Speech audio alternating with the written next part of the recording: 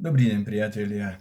Konečne vás vidím a musím sa na začiatku hneď ospravedlniť za to, že som mal taký niekoľko týždňový prestoj, ale veď sami posúdite, mal som trošku zdravotné problémy.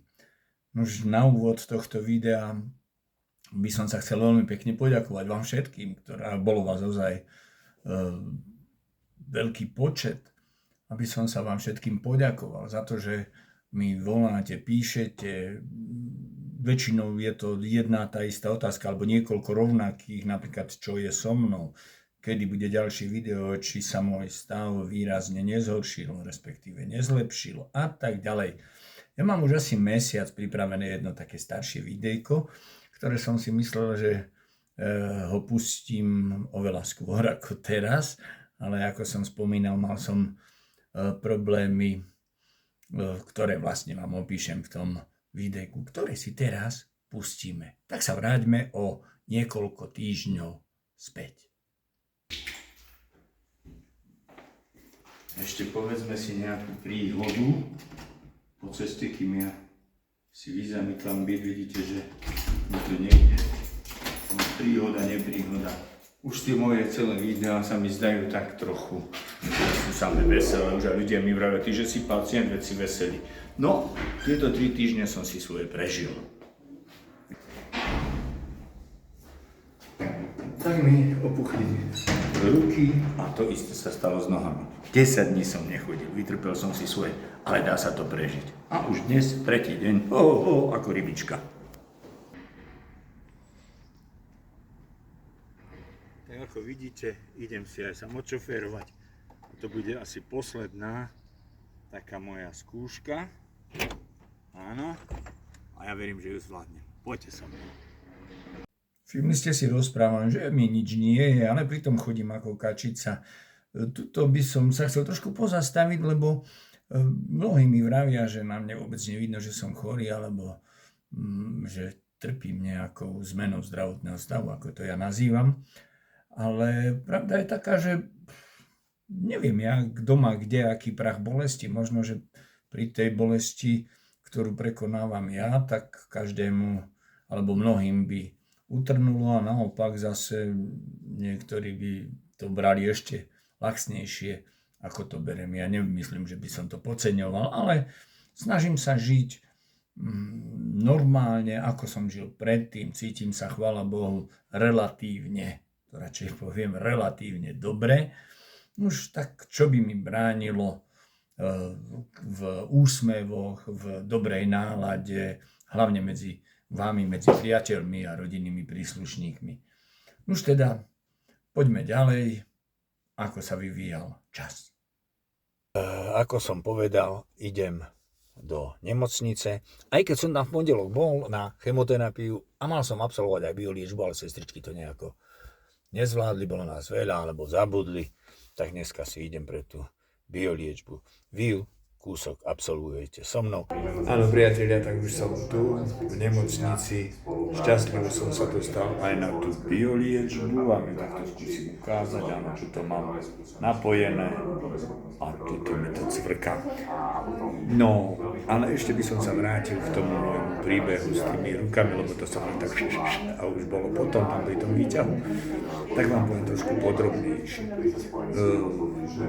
Tých 7 dní som si v podstate vytrpel svoje a aby ste názorne videli, tak pozrite si, ako vyzerali moje ruky v čase, keď som mal tú svrbľačku a pichľačku do nôh a do rúk. To našťastie, ako som povedal, pominulo. No a na to, aby ste videli, ako moje ruky ešte nie sú úplne v poriadku, ale dnes vyzerajú asi takto. Vidíte? Určite uznáte, že je to veľký rozdiel.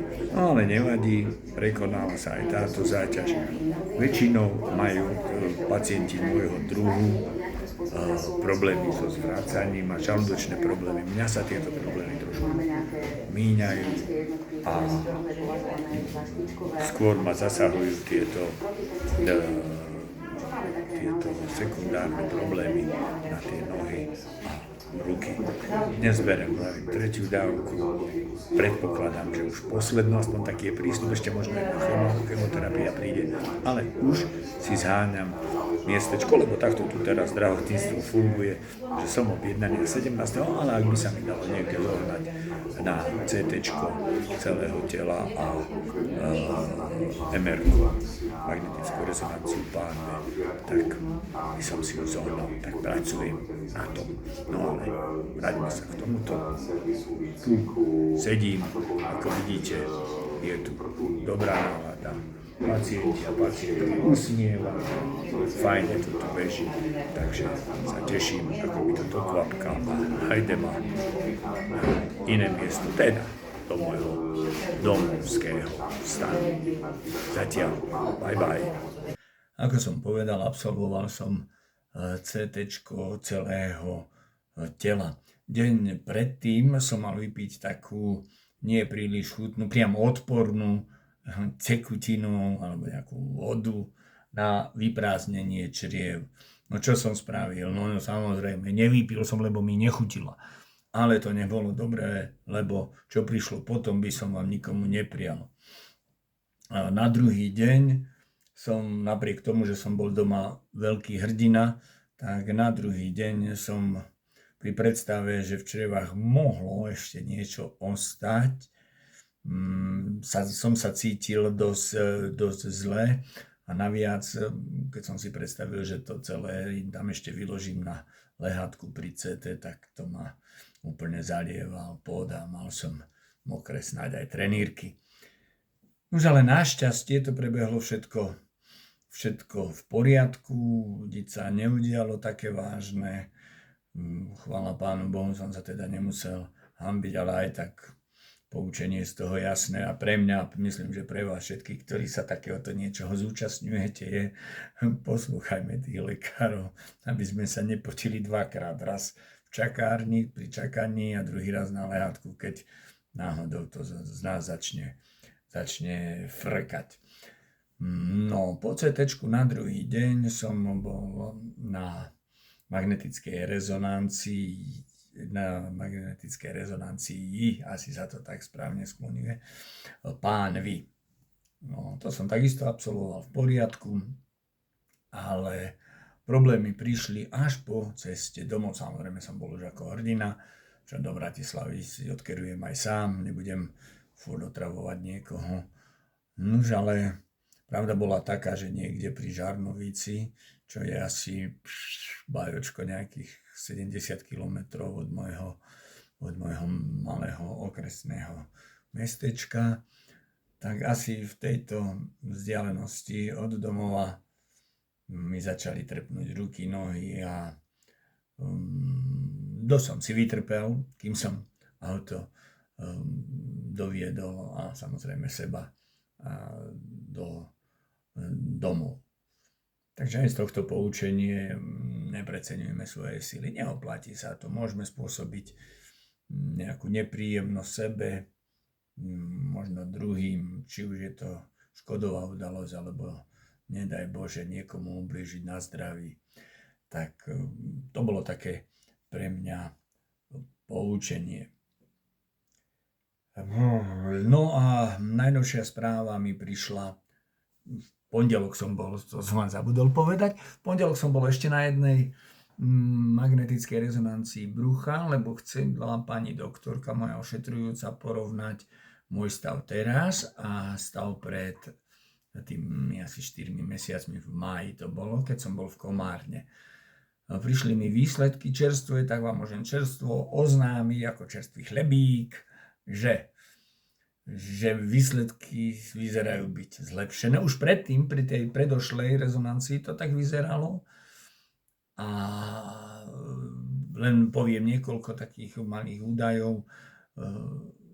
Nádor na hrubom čreve sa zmenšil z 5,5 cm na 4,5 cm, ale čo ma veľmi potešilo, že pani doktorka mi povedala, ešte predtým, ako som bol na magnetickej rezonancii brucha, mi povedala, že mi z jednej strany pečene úplne zmizli metastázy a druhé, že sa zmenšili.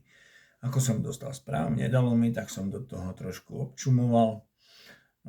Či už som to dobre prečítal, alebo nie. Ale vyčítal som, že metastázy pečene sa z 34 mm zmenšili na 13, čo je pre mňa veľmi potešujúca správa. A zase mi to, aj táto správa mi doliala znovu energetiku, alebo energiu, ak chcete. No ďalej tam bolo napísané, že nemoc má regresívny, teda ustupujúci charakter, ak som si to dobre v tej mojej makovici preložil.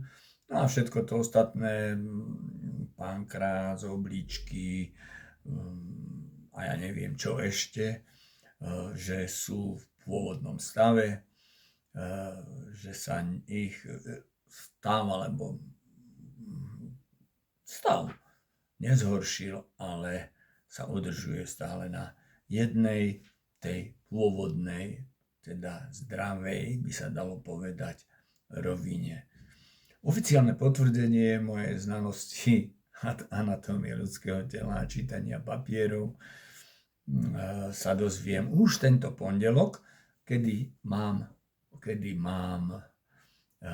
ďalšiu chemoterapiu. Takže po tej prvej 7 cyklovej dobe chemoterapii a bio mi teraz nastupuje druhá, údajne preto, aby ma nemuseli viackrát rezať, ale že by tá pečeň sa nejak tak stabilizovala a dalo sa to pri jednom spraviť operácia aj toho zhubného nádoru konečníka, aj tá pečeň, čo by moje telo oveľa menej vyčerpalo, ako keď by ma rezali dvakrát. No, tak to je zatiaľ všetko. Ja sa s vami lúčim takým tým môjim prianím. Držte sa, keď ničoho nie, tak aspoň plota. Do útorku, teda. Bye bye.